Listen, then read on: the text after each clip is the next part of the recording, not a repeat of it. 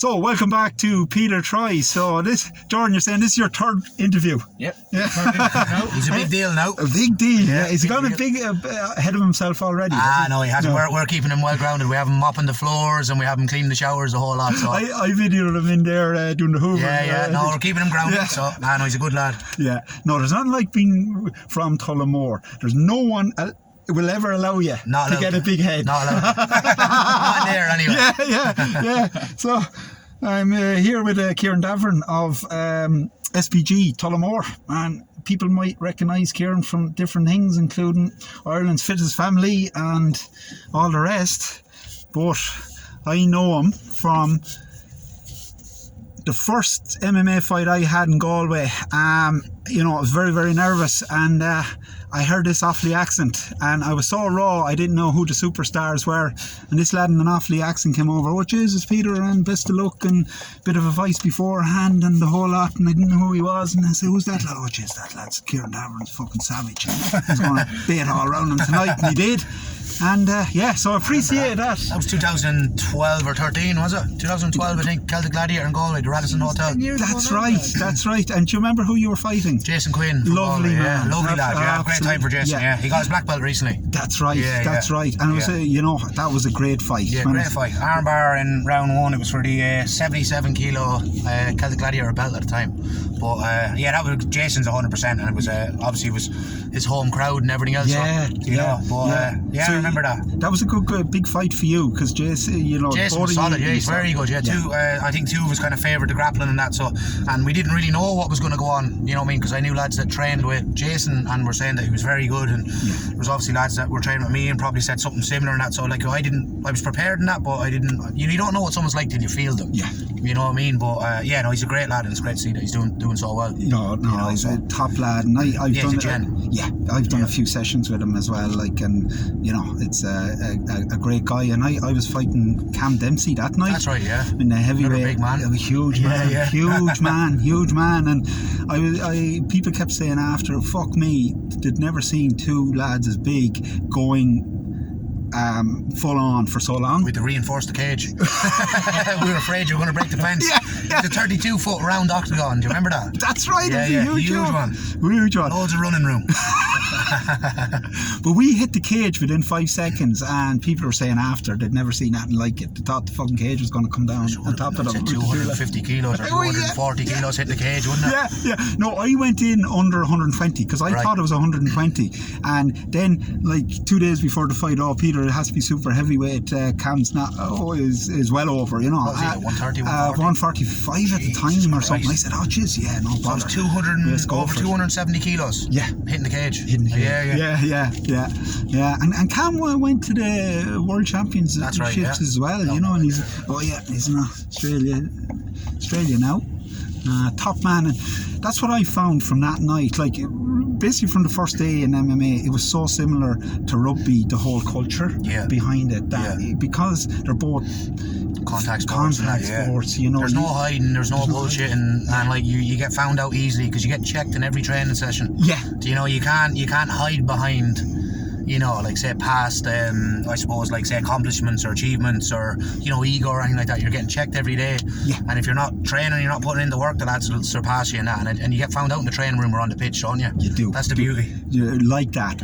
And you know what, people are helpful, because I find that even if you do make a mistake or you miss a tackle or you're not getting a technique or whatever, lads are there to help, and it's the same in women's sport as well. And women's rugby has just gone huge. Yeah, it's huge at home, isn't it? Yeah, it's huge, and it seems to be the same in martial arts. Oh yeah, 100%. Jiu-Jitsu and MMA, women are thriving. Sure, women's MMA is thriving. Say in 6 weeks' time, there's a Bellator coming to Dublin, and then one of the biggest domestic female fights is Sinead Kavanagh versus Leah McCord. you know, and then on the same night, Danny Nealon, who's doing a bit of training with us, she's living in Mulingar now, she runs her own gym and that over there, but she's over doing a little bit of work with us for, she's obviously in SPG Dublin, but she's down training with us, and she's a big fight against like a French kickboxer, so, you know, and they're high profile fights, you know what I mean, and they're as exciting, if not more exciting than some of the lads' fights, you know, so it's great to see it. Oh, it's brilliant, you know? Brilliant, yeah. Especially after the whole thing that went on with Dana White. Do you remember Dana White was saying that females will never fight in the UFC, and then Ronda Rousey came along and I suppose spearheaded the sport and changed the sport for females. She did. Yeah. Do you know what? Here's something just completely off. When you mentioned Ronda Rousey, right? Sean O'Brien is the Ronda Rousey of rugby in Ireland, right? Yeah. Because I like, obviously, like yourself, Muck Savage from Offaly, right? So proud Muck Savage. Yeah. But back, I suppose, when I played, it was just ending at the time, but there was still that bit of a culture of, you know, public school boy thing, playing rugby or whatever. So I was the first person to play both Ireland youths, and then the following year played Ireland schools. It's commonplace now, but, you know, I was first to do it. But anyway, that's beside the point. Kind of, if you're coming up from youths, kind of from country clubs like Tullamore, I felt you were at a bit of a disadvantage. You're no longer at a disadvantage to schools because of Sean O'Brien, and because then Tyke Furlong just fucking cemented it. Like, you know, like, so the two boys were on a Lions tour together and that. So, you know, I find in rugby, like, it doesn't matter where you're from, whether you're from Tullamore or you're from Blackrock in County Dublin or wherever you're from, you know, you can achieve. And that's great to hear. I think the same. You know, obviously, like trained in you know, New York and San Francisco and Iceland and, you know, Thailand and a few other places and that. And what I did is, when I was kind of, you know, maybe a few years ago, and I still do a lot of travelling and training, but it made me realise when I train with people out there, and like, there is top lads, like if you're world champions and all that type of stuff, but like the level and the coaching may or may not be any better than home. Do you know what I mean? And you could literally be from a place like Tullamore and you can achieve anything that you want, you know what I mean? But the biggest thing is that some of the culture, like, kind of creates people like not believing in themselves, you know, because like around the Midlands and that's very kind of like, you know, it's hard work and there's a lot of farms and everything else, you know, it's not all like that, but it's very like, you know, don't get too ahead of yourself, stay grounded, that type of stuff, and that stuff's for other people. Just go get a job, go get an apprenticeship and whatever else. But I think the biggest thing is if you have people that believe in it that are around you, and you put in the work on it, you can achieve anything, you know. And we've a man behind proving that. That's going to back it up. Yeah. Silver world medalist already. He's only 18 years of age and training 4 years. But like I say, within those 4 years, he's probably put in 8 years' work. Really? You literally have to kick him off the mat. He trains 3 or 4 times a day. You know, now smart training, not all intense and that, but you literally have to kick him out of the gym. So Jordan's fighting in the IMAF World Championships in, what was it, Jordan, a week and a half or just over 8-9 days time in Abu Dhabi. 8 or 9 days time? Yeah, we're going. Oh, I thought it was like in 2 months time or something. No, we're going next weekend. Oh, brilliant. Next weekend, I think it's actually 6 days I'm flying out there. Yeah, he's flying out in 6 days, fighting in 8 or 9 days. I should have done this in 3 weeks time, because then we'd have a world champion, a gold medalist, But, you know, and we'd have a silver and gold. Part two. We'll do part two. But you know, it is amazing. I suppose it's you know, it's generations or stuff. Like, you try and leave things in a better place. 100%. You know, and that's what I found in MMA when I changed over. That it's leaving the mats in a better place, or the next guy, and everyone's helping each other. And it resonated with me because that's a big philosophy. It started with the All Blacks, you know, and there's a book there that James Kerr wrote. I forget the name of it, but it was what the All Blacks can teach business or something. But their whole chant, or whatever you would call it, is leave the jersey in a better place. Okay. You know, and I like that. It's, you know, and for the next lad. For the next lad. Yeah, that's great. Yeah. Like, you're only borrowing the jersey for the next. You stand on the shoulders of greats that did it before you. Exactly. That type of thing. Yeah, exactly. I'm definitely a big believer in that. It is. You know, yeah. Even, you know, even coaching and that, like, say, I had a few different coaches out over the years, and I had, say, John Kavanagh as a coach, who obviously awarded me my black belt and that, and I learned a lot from him, and then I kind of put my own twist on coaching and that. But if I didn't have someone like him, you know what I mean, to kind of lead the way and that, then maybe, you know, I wouldn't be down the coaching path that I'm at now at the moment. And the likes of Jordan, and then they're already kind of coaching the kids classes and that type of stuff. Already? And, already. Wow. And I'm sure that they'll learn, like, say, like what I've kind kind of been doing, and then they'll make it even better themselves. Yeah, and you, like, one of the great things, like, I loved there that session today, you broke it into about five stages of learning, and I'll let you talk about that. But I found a sixth stage of learning is what you're doing. Like, if you can coach it, it reinforces you. 100%. So, you know, one thing I never even thought of doing, and wasn't a thing, but what I would, you know, not throwing out advice to unwarranted, but if I'm a young rugby player, or you run Jujitzu player or whatever, it doesn't matter. If you're at a level that you can coach, go and coach. Even if you're like 18 years of age, you just get way better. It does. Yeah, you do. Yeah, because you have to teach it. You have to really know it. You have to really understand it. Yeah. I'm nearly bringing you home, Keiran. Yeah. I'm halfway to Kilcormac. I'm back. The car is back the way we make it around. I used to live in Kilcormac. I'm in Tullamore now the last few years. Oh, are you? Oh, you're full. Yeah. But the home place is out here. Yeah, home place out there. Yeah. Jesus, you're like Ollie, but Jesus, your dad is some man. Ah, yeah. Oh, fuck me. What? You still Fittest Family? You started at 48 years of age, still doing it at 50 years of age. Maybe you never know. Yeah. Would you make a comeback? We've been asking that, so there's a couple of, we're talking about a few different things without giving away too much. So it all depends on the competition year for, you know, our MMA team and myself with the grappling and that, and just coaching and that. But we're as competitive anything. We fight over a pot of spuds. Do you know? So like, and you know what? We enjoyed it. You know, it's just like, when do you ever get to do something like that with your family? I know. You know, and it is special, like. It's special, and you know, you get one life and you get one crack at the whip, so you might as well make the most of it. You know what I mean? That's the way I look at it. So any opportunity that comes along for us to test ourselves in that, win, lose or draw, we'll do it. You know what I mean? So, and we love sport and we love competing and that, and that's you see the way we are in the gym and that, like we live it. You know, it's our day. We live it. It's our whole life. It's our whole life. You know, it's coaching, training, and then like it's eat, sleep, train, repeat, and that's it. You know. So. And you found a way of doing something you love. And making a living. Yeah, and I can provide for my family. You know, my young son and my soon-to-be wife. And, soon-to-be, good man. Yeah. Oh, you put the cart before the horse then. Back put the child before the marriage. I did, yeah. Oh well, that's not real. That's the norm now. It was the Immaculate Conception. Actually, did you go to confession over that? I did. Yeah. You did. I told him. Yeah. I told the priest. So we're actually getting married next Wednesday. Oh, stop! Yeah. Oh, Jesus! Oh my God! So next Wednesday. Next Wednesday, and then a few days after, I'm flying to Abu Dhabi to coach in the Worlds, and then come back at some stage and then do the honeymoon. So so the MMA comes first. Well, it's just the way things worked out. And that, but like, with Jamie and that, she is like 100% on board, and she's brilliant. You know, I wouldn't be able to do anything or any of this without her. We're together 15 years, and we're together 15 years to the day that we're getting married. It's her birthday that day as well. Congratulations! So it saved me two presents to be able to squeeze it in one. No.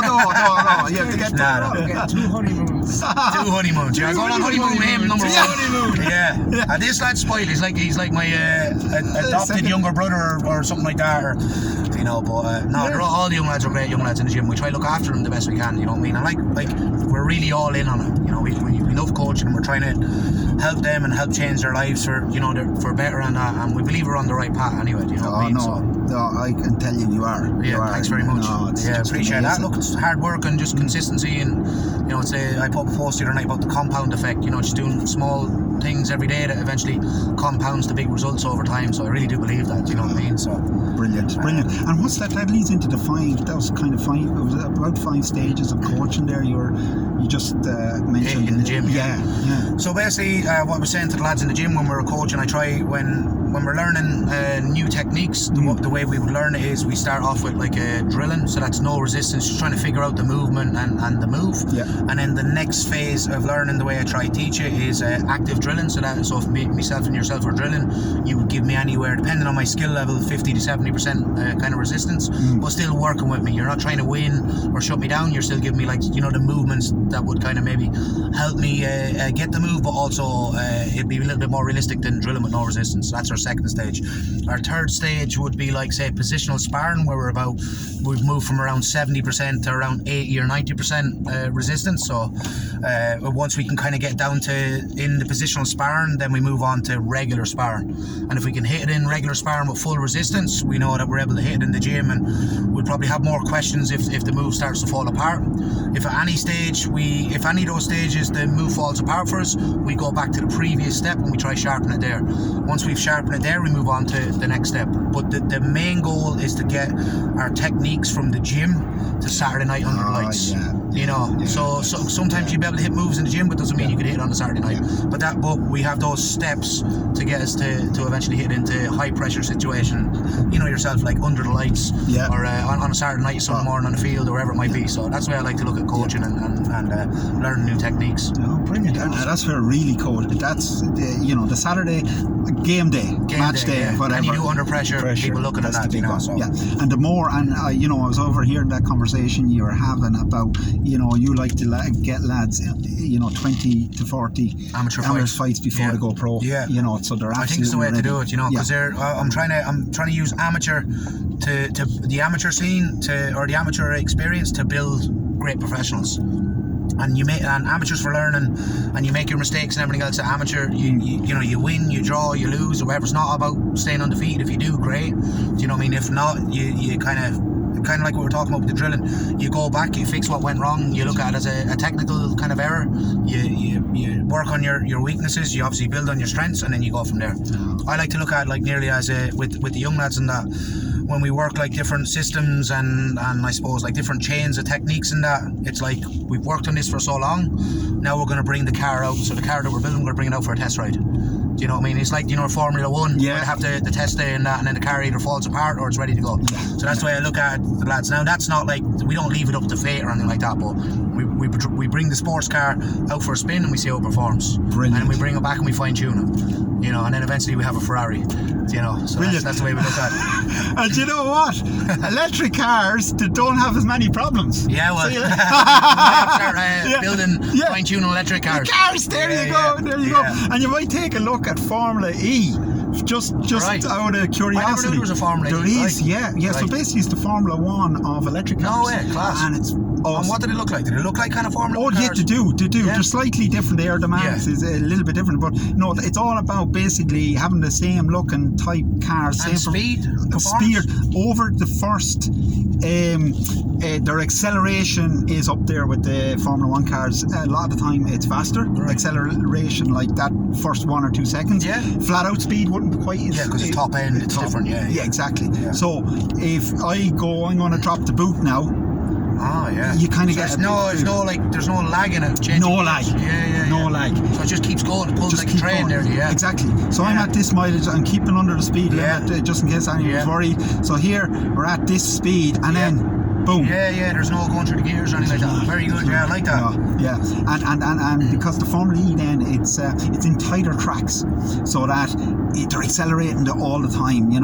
That's where the car really performs well. And there's loads of stats, like they're very similar in different ways. And Formula 1, like all the Formula 1 teams pretty much have a Formula E team. Right, okay. Because they believe that's where it's going. That's where it's going, right. Formula 1 will probably stay forever because it's just awesome. It's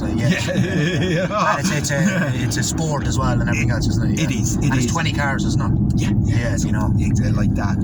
But they run the Formula E. Actually, just take a look at it. Yeah, I'll have a look today. Yeah, and it's kind of you have a roar, but a different type of a roar of the motor. It's like a whiz. It's like kind of like a spaceship. Like a turbo sound, the whistle off a turbo. It's more like Star Wars to me, whatever. It's worth listening to. Like, you don't have the absolute roar, but you can say there's a lot more passing in Formula E because it's a tighter track, and they have certain things that because they have to save the power. It's a bit like Formula 1 in that way, but you get a boost, like. So, so whatever way to do it, to give the engine an extra boost so you have an extra boost for 20 seconds. Right, okay. And you've 3 of them in a race. Right. So when are you going to use them? Yeah. Right, class. Yeah, that's so, deadly, yeah. So when are you going to use them? them? Like NOS, in a sense, like it's electric version of NOS.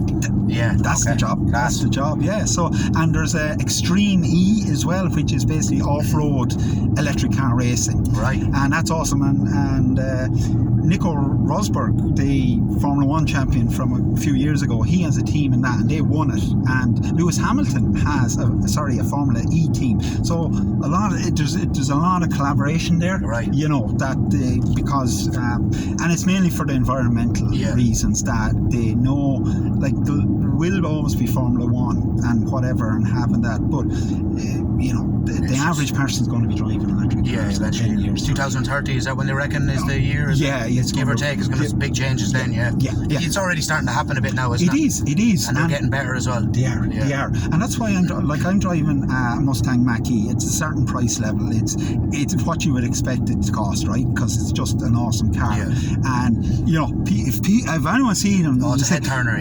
You know, and people say, Jesus, Bracken's gone above himself now with the fancy car or whatever. But I don't mind that because it's brand new now. But imagine driving this.